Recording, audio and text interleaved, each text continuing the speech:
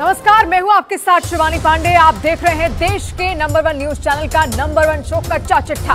कच्चा चिट्ठा में आज सबसे पहले बात उस रिपोर्ट की जिसमें यूक्रेन युद्ध में अब तक का सबसे बड़ा नरसंहार हुआ है। रूस के इस खौफनाक हमले को देखकर अमेरिका तक कांप गया है, जबकि ज़ेलेंस्की ने साफ कहा है कि रूस पूरे यूक्रेन को पूरी तरह से तबाह करने पर आमादा है।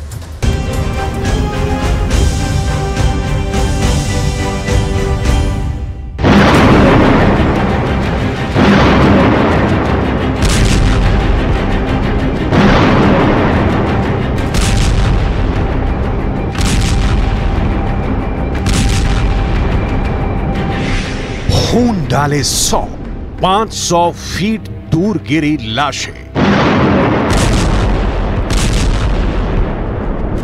लगभग 600 दिन की जंग के बाद भी पुतिन के हमले यूक्रेन को कब्रिस्तान बनाते जा रहे हैं। भले ही यूक्रेन लाख दावे करे कि उसके ड्रोन अटैक ने क्राइमिया में रूस को तबाह करके रख दिया है, लेकिन हकीकत में रूस ने 20 महीने की जंग में यूक्रेन पर और भी भयानक और खौफनाक हमले कर दिए हैं।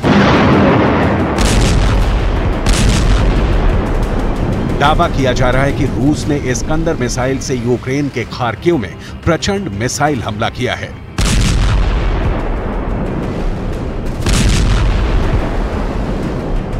एक के बाद एक कम से कम 3 मिसाइलों ने खार्किव के एक रिहाई वाले इलाके को भस्म कर डाला है।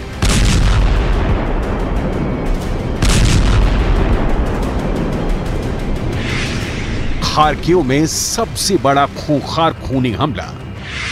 खार्किव, यूक्रेन मार्केट, रोजा कैफे। रोजा खबरों के मुताबिक 5 अक्टूबर को रूसी सेना ने ध्वनि से 6 गुना तेज रफ्तार वाले इस्कंदर मिसाइल से यूक्रेन के खार्किव में हमला किया है। खबरों के मुताबिक रूस का इस्कंदर मिसाइल से हमला खार्किव के रोजा गांव में उस वक्त किया गया जब 60 से 70 लोग एक मार्केट में मौजूद थे। इसके अलावा कई दर्जन लोग कैफे में बैठे हुए थे। इस्कंदर मिसाइल ने पहले रोजा की मार्केट पर हमला किया, फिर रोजा गांव के कैफे पर हमला किया। इस्कंदर मिसाइल का यह हमला इतना तीखा और तेज था कि मौके पर मौजूद 90% लोग जलकर राख हो गए, जबकि आधा दर्जन से ज्यादा लोग बुरी तरह से जख्मी हैं।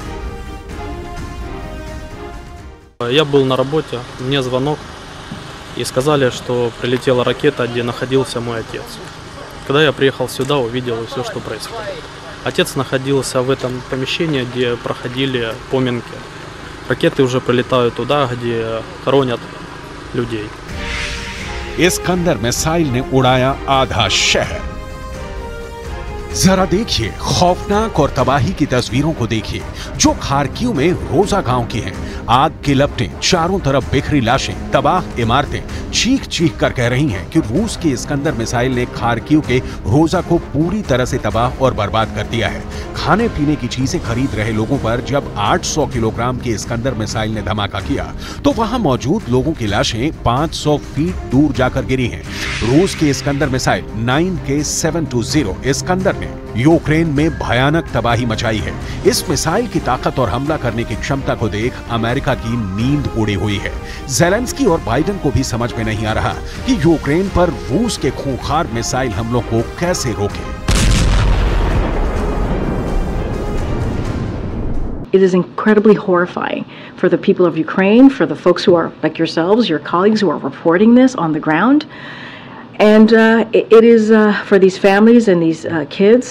So this is what is happening in Ukraine every day. This is why we're doing everything that we can to help Ukraine, to help the brave people of Ukraine to fight for their freedom, to fight for their democracy. खून डाले 500 feet दूर गिरी लाशें। लगभग 600 दिनों की जंग के बाद रूस ने उन इलाकों को भी जीतना शुरू कर दिया है जहां रूसी सेना की पकड़ काफी कमजोर मानी जा रही थी। पिछले एक हफ्ते से यूक्रेनी सेना दुनिया भर में हवा बना रही है कि 4 जून 2023 से शुरू हुआ यूक्रेन का काउंटर अटैक अब रूस पर बहुत तेज हो चुका है। यूक्रेन के टॉप कमांडर तो यहां तक दावा कर रहे हैं कि उन्होंने रूस की पहली रक्षा पंक्ति को पूरी तरह से ध्वस्त कर दिया है और दूसरी और तीसरी रक्षा पंक्ति पर यूक्रेनी सेना भयानक हमले कर रही है। लेकिन हैरानी की बात तो यह है कि पिछले 48 घंटे में रूसी सेना ने ऐसा भीषण हमला किया है कि अब यूक्रेन को पूर्वी यूक्रेन के साथ साथ दक्षिणी यूक्रेन के भी खोने का खतरा पैदा हो गया है। हम आपको आगे बताएंगे कि रूसी सेना ने दक्षिणी यूक्रेन के किन किन इलाकों में यूक्रेनी सेना और उनके घातक हथियारों के चीथड़े उड़ाए हैं। पहले आप ये जान लीजिए कि खार्किव में रूस के इस्कंदर मिसाइल हमले में क्या क्या तबाही हुई है। रोजा पर पुतिन का हाहाकारी हमला। खार्किव के रोजा गांव पर रूस ने इस्कंदर मिसाइल से हमला किया है। यूक्रेन की सेना के दावों के मुताबिक रूस का हमला दोपहर 1:15 पर हुआ है। उत्तर पूर्वी यूक्रेन में रोजा का छोटा सा गांव जहां पर यह हमला हुआ है। हमले में 51 यूक्रेनी नागरिक मारे जा चुके हैं, जबकि 6 बुरी तरह से जख्मी हैं। रोजा कोपियान से लगभग 30 किलोमीटर पश्चिम में स्थित है। राष्ट्रपति वोलोडिमीर ज़ेलेंस्की ने रोजा पर रूसी हमले को पूरी तरह से जानबूझकर किया गया आतंकवादी हमला करार दिया है। ज़ेलेंस्की ने लिखा, रूसी आतंक को रोका जाना चाहिए। जो लोग प्रतिबंधों से बचने में रूस की मदद करते हैं वो अपराधी हैं। जो लोग अभी भी रूस का समर्थन करते हैं वो बुराई का समर्थन कर रहे हैं। Наразі у нас встановлена 51 особа. Точніше, є тіла 51 людини, 31 людина особистості встановлені. Є ще, на жаль, рештки тіл, які будуть проведені експертизи, по яким, і я думаю, що кількість може збільшитися людей, що сьогодні постраждали внаслідок обстрілу. यूक्रेन की थल सेना के सर्वोच्च कमांडर जनरल ओलेक्जेंडर सेरेस्की के गर्मियों तक चलने वाला यूक्रेन का काउंटर अटैक रूसी सेना के ताबूत में कील साबित होगी। लेकिन हैरानी की बात तो यह है कि यूक्रेन के काउंटर अटैक के जवाब में रूस यूक्रेन पर काउंटर जीत हासिल करता जा रहा है। हालांकि अभी भी यूक्रेन यही दावा कर रहा है कि यूक्रेन के काउंटर अटैक ने रूस से कई इलाकों को छीन लिया है। खास तौर से दक्षिणी यूक्रेन में ज़ेलेंस्की जीत के दावे कर रहे हैं, जबकि यूक्रेन के जनरल ओलेक्जेंडर सेरेस्की दूसरी तरफ चेतावनी देते हुए कह रहे हैं कि रूस ने दक्षिण यूक्रेन के साथ साथ पूर्वी यूक्रेन में भीषण हमले की जबरदस्त तैयारी कर चुका है। ऐसे में यूक्रेन के इन दावों पर कैसे भरोसा किया जाए कि 600 दिन में यूक्रेन ने रूस के 2,82,000 से ज्यादा सैनिकों को मार डाला है। हैरानी की बात तो यह है कि पुतिन ने साफ ऐलान कर दिया है कि यूक्रेन के सिर्फ 4 इलाके ही रूस के नहीं, बल्कि पुतिन ने साफ कह दिया है कि यूक्रेन के ओदेसा ओब्लास्ट इलाका भी रूस का है और रूस हर हाल में ओदेसा ओब्लास्ट पर कब्जा करके रहेगा। जरा देखिए पुतिन का प्लान क्या है। रूस यूक्रेन के डोनेट्स्क, लुहांस्क, ज़ापोरिज़िया और खेरसोन पर कब्जा कर चुका है और अब यूक्रेन के ओदेसा शहर पर नजरें गड़ा दी हैं। 30 सितंबर 2022 को यूक्रेन के 4 इलाकों में रूस ने जनमत के बाद उन्हें रूस में मिला लिया था। रूस ने दावा किया था कि उसे जनमत में लोगों का जोरदार समर्थन मिला है। ठीक उसी तर्ज पर अब पुतिन ने ऐलान किया है कि उन्होंने ओदेसा शहर को रूस में मिलाने का फैसला कर लिया है। 162.4 वर्ग किलोमीटर में फैले ओदेसा पर रूस का साफ कहना है कि इसके इलाके और शहर रूस के हैं।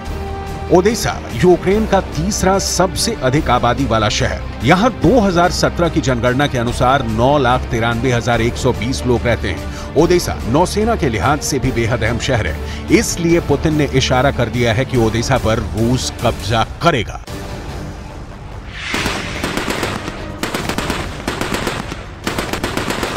इधर रूस के रक्षा मंत्री सर्गेई शोइगु के मुताबिक इस वक्त दक्षिणी यूक्रेन का ज़ापोरिज़िया इलाका युद्ध का केंद्र बन चुका है। रक्षा मंत्री सर्गेई शोइगु का दावा है कि दक्षिण में हारते यूक्रेन ने मजबूरी में अपनी रिजर्व ब्रिगेड को जंग में उतारना शुरू कर दिया है। ये यूक्रेन की वो रिजर्व ब्रिगेड है जिसके सैनिक पश्चिमी देशों से ट्रेनिंग लेकर जंग में उतरे हैं। शोइगु ने दावा किया कि जून में जवाबी कार्रवाई शुरू करने के बाद से यूक्रेन के 90,000 सैनिक मारे गए हैं, जबकि रूस के तोप, टैंक और रॉकेट आर्मी के प्रचंड हमले में यूक्रेन के 9600 से अधिक सैन्य उपकरण और हथियार तबाह हो चुके हैं। रूस के आक्रामक हमलों को देखकर साफ लग रहा है कि रूस हमले तेज करने जा रहा है। Now, what is clear is that the strike is one of the deadliest since the 24th of February 2022. But of course, it is far from being the only one. UN High Commissioner for Human Rights, Volker Turk, who saw for himself the horrific impact of such strikes, is profoundly shocked and condemns these killings. He's deployed a field team to the site to speak to survivors and gather more information. क्योंकि सर्दियों में रूस के सामने यूक्रेनी सेना और कमजोर हो जाएगी। ऐसे में पुतिन ने इस्कंदर मिसाइल से खार्किव के गांव को तबाह करके साफ संकेत दे दिया है कि अब यूक्रेन का चाहे छोटा गांव हो या फिर बड़ा शहर, रूस की सेना के निशाने पर अब पूरा यूक्रेन है।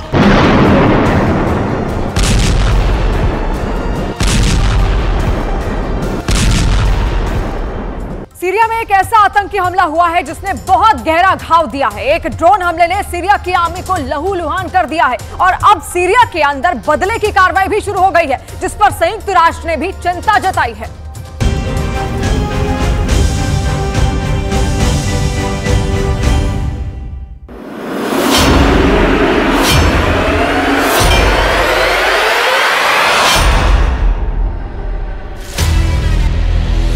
सीरिया में एक बहुत बड़े हमले ने पूरी दुनिया को चौंका दिया है। तुर्की से लेकर अमेरिका तक और ईरान से लेकर इजराइल तक, हर तरफ इतने बड़े हमले ने लोगों को सोचने पर मजबूर कर दिया है।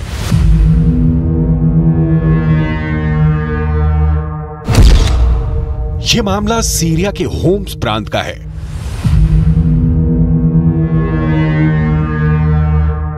होम्स दुनिया का एक बहुत ही ऐतिहासिक शहर है।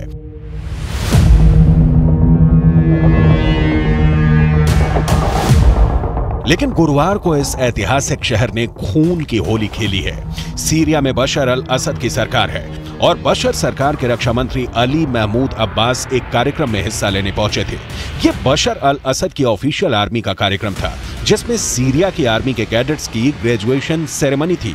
यानी सीरिया की मिलिट्री अकादमी से पास होने के बाद यहां जश्न हो रहा था। खुद रक्षा मंत्री इस कार्यक्रम में शामिल होने के लिए पहुंचे थे, लेकिन उसी वक्त होम्स के इस कार्यक्रम पर ड्रोन अटैक हो गया।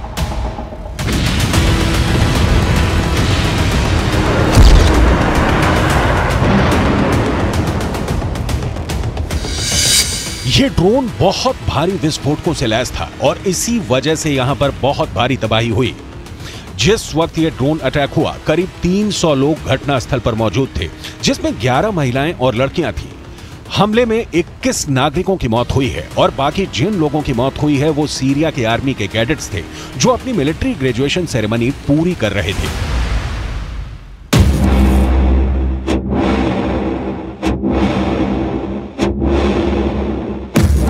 यानी अगर देखा जाए तो इस हमले से सीरिया के उन युवाओं को मार दिया गया जो आगे जाकर सीरिया की आर्मी में बड़े पदों पर बैठने वाले थे। यानी देखा जाए तो सीरिया के आर्मी ऑफिसर्स की एक पूरी पौध को ही ड्रोन ब्लास्ट में उड़ा दिया गया। يوم الظهران طلب استجابي بناء على اتصال مديرية الصحة كمشافي رديفي للمشافي العسكرية بالمحافظة، وبلشنا باستقبال الإصابات الناجمة عن الحادث الإرهابي اللي تعرضنا له اليوم. الإصابات متنوعة، عظمية وعصبية ووعائية، وفي إصابات أيضا بالبطن. العمليات الجراحية قائمة حاليا। आमतौर पर देखा जाता है कि इजरायल की यह डिफेंस पॉलिसी है कि वो इजरायल की सुरक्षा के लिए खड़े हुए किसी भी संकट की भ्रूण हत्या करने में भरोसा रखता है। यानी इजरायल पर हमला जहां से होने वाला है और जो हमला करने वाला है उसको इजरायल पहले ही खत्म कर देता है। ठीक इसी तरह अगर देखा जाए तो सीरिया के होम्स प्रांत में हुए हमले में भी सीरिया के उन सैनिकों को पहले ही खत्म कर दिया गया जिनको बॉर्डर पर जाकर सेना में अफसर बनकर सुरक्षा का जिम्मा लेना था। लेकिन सीरिया के होम्स में जो हमला हुआ है उसमें अब तक आई रिपोर्ट्स के मुताबिक इजरायल का कोई हाथ नहीं है। दरअसल सीरिया में अब तक किसी भी आतंकी ग्रुप ने इस हमले की जिम्मेदारी नहीं ली है, लेकिन सीरिया के अखबार में जिस तरह की सूचनाएं आ रही हैं, इस पूरे मामले को सीरिया के सिविल वॉर से जोड़ा जा रहा है। आखिर क्या है सीरिया का यह सिविल वॉर, जिसमें अब तक 5 लाख से ज्यादा लोग मारे जा चुके हैं। सिर्फ ऐतिहासिक एलेप्पो शहर में ही 55,000 लोग मारे जा चुके हैं। 35,000 इमारतें ध्वस्त हो चुकी हैं। 60 लाख से ज्यादा लोग सीरिया के अंदर विस्थापन का शिकार हुए हैं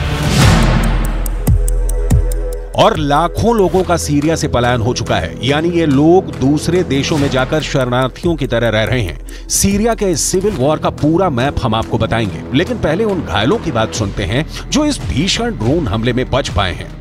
والله نحن طالعين شفنا خيي، انا خيي متخرج، نحن واقفين معه شيء، ما نحن تصورنا كم صوره بدنا نمشي، ما شفنا غير شيء، ما مع قلب الدنيا كلها، شفت العالم بهالارض كلها، ما بعرف شو صار ساعتها، ما بعرف شيء، نار صار بوجهي، قبع الدنيا عالم، ما بعرف انا عن شيء عن اخوتي. सीरिया के सबसे बड़े इलाके में इस वक्त बशर अल असद की सरकार है। सीरिया के उत्तर में बशर अल असद और कुर्दों की मिलीजुली सरकार का नियंत्रण है और उत्तर पूर्व में कुर्द विद्रोहियों की हुकूमत चल रही है, जिसे राजोआ कहा जाता है। इसके अलावा कुछ इलाकों में अलग अलग सैन्य ग्रुप अपनी सत्ता चला रहे हैं। यानी कहने को तो सीरिया एक देश है, लेकिन इसमें एक सरकार नहीं, यहाँ पर अलग अलग ग्रुप्स अपनी अलग अलग सरकारें चला रहे हैं और सारे आपस में लड़कर भारी खून खराबा कर रहे हैं। ड्रोन हमले के बाद जिस तरह सीरिया के अंदर 100 से ज्यादा लोग मारे गए हैं, बशर अल असद की सरकार के इशारे पर बॉर्डर पर विद्रोहियों के इलाके में भारी फायरिंग की गई है, जिसमें कई नागरिकों के मारे जाने की बात भी कही जा रही है। इस पूरे खूनी गदर में सीरिया और तुर्की के रिश्तों का भी एक रोल बताया जाता है। दरअसल बशर अल असद के खिलाफ मौजूदा सीरिया के विद्रोही संगठनों को तुर्की सपोर्ट कर रहा है और तुर्की के अंदर आतंकी हमले कर रहे कुर्दिस्तान वर्कर्स पार्टी को सीरिया की बशर सरकार सपोर्ट करती है। खास बात यह भी है कि अभी हाल ही में जब तुर्की की पार्लियामेंट पर कुर्दिस्तान वर्कर्स पार्टी ने आतंकी हमला किया था, उस वक्त एर्दोगान बाल बच गए थे, जो कि सदन में अपने भाषण के लिए आ रहे थे। और अब सीरिया के अंदर होम्स में जो हमला हुआ है, उसमें सीरिया के रक्षा मंत्री भी शिकार हो सकते थे, लेकिन वो इसलिए बाल बच गए क्योंकि वो कार्यक्रम में धमाके से 20 मिनट पहले ही जा चुके थे। बड़ी बात यह है कि अमेरिका भी सीरिया के अंदर बड़ा प्लेयर है, क्योंकि सीरिया के राष्ट्रपति बशर अल असद का गठबंधन रूस के राष्ट्रपति पुतिन और चीन के राष्ट्रपति शी जिनपिंग के साथ है, जबकि अमेरिका सीरिया के अंदर कुर्दिश संगठनों को सपोर्ट कर रहा है जो बशर के खिलाफ लड़ रहे हैं। एक और बड़ी खबर उस वक्त सीरिया के अंदर से आई जब अमेरिका ने अपने F-16 लड़ाकू विमानों से गुरुवार को नाटो के सहयोगी तुर्की के एक ड्रोन को मार गिराया। इस ड्रोन को सीरिया में अमेरिकी बलों के लिए संभावित खतरा माना जा रहा था। पेंटागन ने कहा है कि अमेरिका ने गुरुवार को सीरिया में अपने सैनिकों के पास एक्टिव तुर्की के एक ड्रोन को मार गिराया है। यह पहली बार है जब वॉशिंगटन ने नाटो के सहयोगी तुर्की के एक ड्रोन को मार गिराया है। At approximately 7:30 local time in Syria today, our forces had observed UAVs conducting airstrikes in the vicinity of Hasaka, Syria. Some of those strikes were inside a declared U.S. restricted operating zone, or ROZ, near Hasaka, and were approximately a kilometer away from U.S. forces who relocated to bunkers. At approximately 11:30 local time, a Turkish UAV re-entered the ROZ on a heading toward where U.S. forces were located. U.S. commanders assessed that the UAV, which was now less than a half a kilometer from U.S. forces, to be a potential threat, and U.S. F-16 fighters subsequently shot down the UAV in self-defense at approximately 11:40 local time. It's important to point out that no U.S. forces were injured during the incident. We have no indication that Turkey was intentionally targeting U.S. forces. And as I mentioned, the Secretary did talk to his Turkish counterpart and reaffirmed our commitment to continue to closely coordinate. Pentagon का दावा है कि तुर्की का यह drone America के सैनिकों के करीब आ गया था। पेंटागन के प्रवक्ता ब्रिगेडियर जनरल पैट राइडर ने कहा कि तुर्की के ड्रोन को गुरुवार सुबह सीरिया के हकासा में अमेरिका के सैनिकों से लगभग 1 किलोमीटर दूर हवाई हमले कर रहा था। इसके बाद ये ड्रोन अमेरिका के आर्मी बेस से 500 मीटर तक करीब आ गया, जिसके बाद अमेरिका ने खतरा समझा और F-16 लड़ाकू विमान से मार गिराया। हालांकि तुर्की का दावा है कि ये ड्रोन उसका नहीं है। इस बीच दोनों देशों में आपस में बातचीत कर तनाव को कम करने की कोशिश की है। Based on the discussions with the Turkish defense minister and post shoot-down analysis, we have no initial indications that Turkey was intentionally targeting U.S. forces. Again, it was a regrettable incident, and we will continue to keep those lines of communication open. दरअसल तुर्की भी Syria के अंदर Kurdistan workers party के ठिकानों पर हमले और drone air strike करता है। लेकिन अमेरिका अपने सैनिकों के करीब आने वाले किसी भी फ्लाइंग ऑब्जेक्ट पर विशेष निगाह रखता है और ड्रोन जैसे खतरनाक हथियार से बचने के लिए ही अमेरिका ने फौरन एक्शन ले लिया। दूसरी तरफ ईरान के राष्ट्रपति इब्राहिम रईसी ने सीरिया के अंदर होम्स में हुए हमले पर दुख प्रकट किया है। कुल मिलाकर मिडिल ईस्ट का ये पूरा इलाका युद्ध की भट्टी में जल रहा है और अमेरिका, रूस जैसी बड़ी महाशक्तियां यहां अपना प्रभाव जमाने के लिए एड़ी चोटी का जोर लगाए हुए हैं।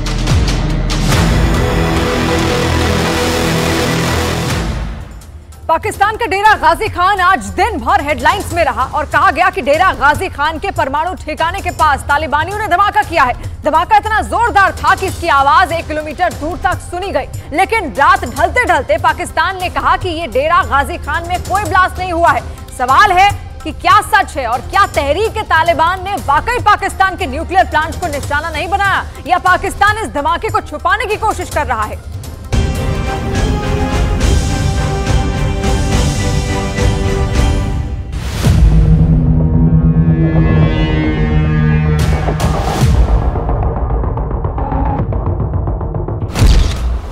पाकिस्तान में न्यूक्लियर ठिकाने भी सुरक्षित नहीं।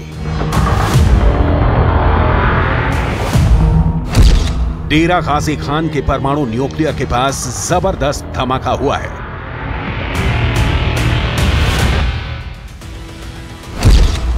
धमाका इतना जोरदार हुआ कि 1 किलोमीटर तक आवाज सुनाई दी। कहा जा रहा है कि यह ड्रोन से किया गया हमला हो सकता है। विस्फोट स्थल की ओर कई गाड़ियां तेजी से जाती हुई दिखी।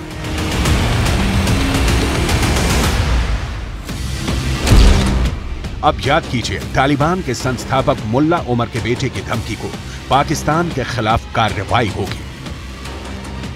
और अब डेरा गाजी खान में कार्रवाई देख लीजिए। ड्रोन अगर पाकिस्तान के डेरा गाजी खान के न्यूक्लियर प्लांट पर गिरता तो क्या होता, इसकी पूरी डिटेल आपको आगे दिखाएंगे। अभी पाकिस्तान में हुए ताजा धमाके की वजह जान लीजिए।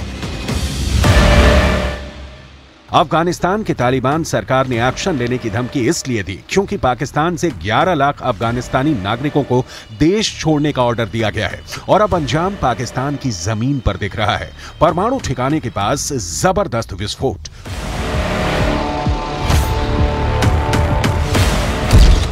हालांकि पाकिस्तान ने इस खबर का खंडन किया है। डेरा गाजी खान के कमिश्नर ने कहा है कि फाइटर जेट के गुजरने की आवाज से लोगों को धमाके का भ्रम हुआ। डेरा गाजी खान में किसी तरह का धमाका नहीं हुआ है।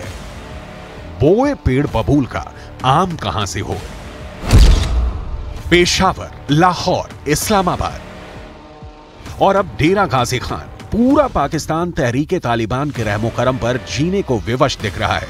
तहरीक-ए-तालिबान ने पाकिस्तान में गदर मचा दिया है।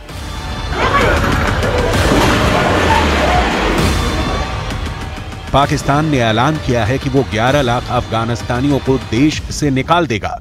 मुल्ला उमर के बेटे और तालिबान सरकार के रक्षा मंत्री मुल्ला याकूब मुजाहिद ने पाकिस्तान के इस फैसले को अमानवीय, अनुचित और बर्बर करार दिया है।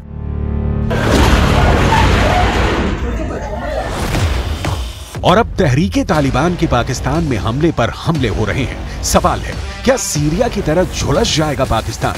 विश्व के मानचित्र पर बर्बादी और तबाही की तस्वीरें बनकर रह जाएगा पाकिस्तान? क्या पाकिस्तान सीरिया की राह पर अपनी तबाही का तमाशा देखने का दिन गिन रहा है? क्या तालिबानी ताकतें पाकिस्तान को सीरिया बना देंगी? तालिबान को पालने वाला तालिबान के हाथों मरेगा, ये तो तय था।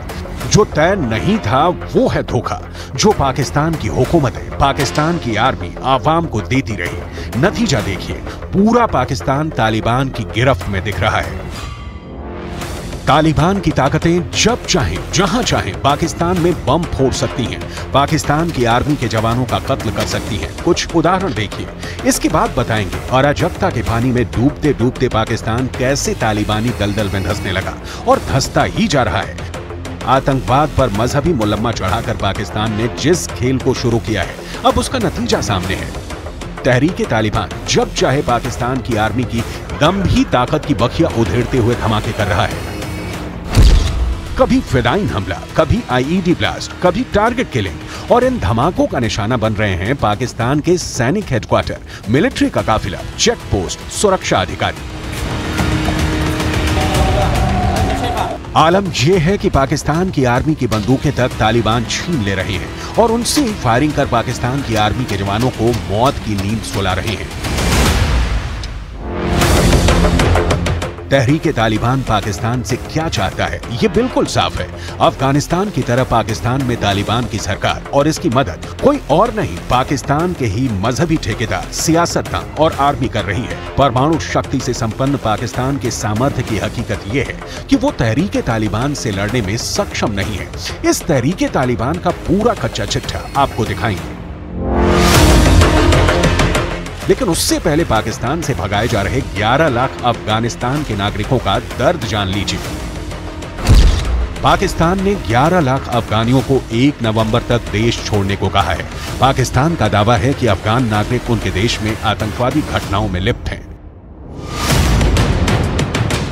पाकिस्तान इतने खून खच्चर के बावजूद आधा सच बोल रहा है, क्योंकि अब पाकिस्तान को खुद की मौत का खौफ सताने लगा है। तालिबानियों का इतिहास रहा है कि उनके हमले पाकिस्तान के भीतर कभी नहीं रुके। वो लगातार हमले करते रहे हैं, क्योंकि उन्हें पाकिस्तान के भीतर से ही हमले करने की क्षमता हासिल होती है। पाकिस्तान के कई तथाकथित रहनुमा इन तालिबानियों का सजदा करते हैं। यही कारण है कि साल 2007 तहरीक तालिबान बना और 2008 में इस्लामाबाद के मैरियट होटल पर बमों से हमला कर दिया। 2009 में सेना के मुख्यालयों समेत पूरे पाकिस्तान में हमले किए। 2012 में नोबेल विजेता मलाला यूसुफजई पर हमला किया। उस वक्त टीटीपी ने कहा था कि यूसुफजई पश्चिमी विचारधारा से प्रेरित थी। 2014 में पेशावर में आर्मी स्कूल पर भीषण हमले में करीब 150 लोगों की मौत हुई थी, जिनमें से ज्यादातर बच्चे थे। इस हमले में 131 स्टूडेंट समेत 150 लोगों की मौत हुई। पाकिस्तान में 2023 में 24 बड़े धमाके हुए हैं। पाकिस्तान का दावा है कि इनमें से 14 धमाके अफगान नागरिकों ने किए हैं। 2023 में ही बलूचिस्तान और खैबर पख्तूनख्वा प्रांत में हुए 2 धमाकों में करीब 60 लोगों की मौत हो गई थी।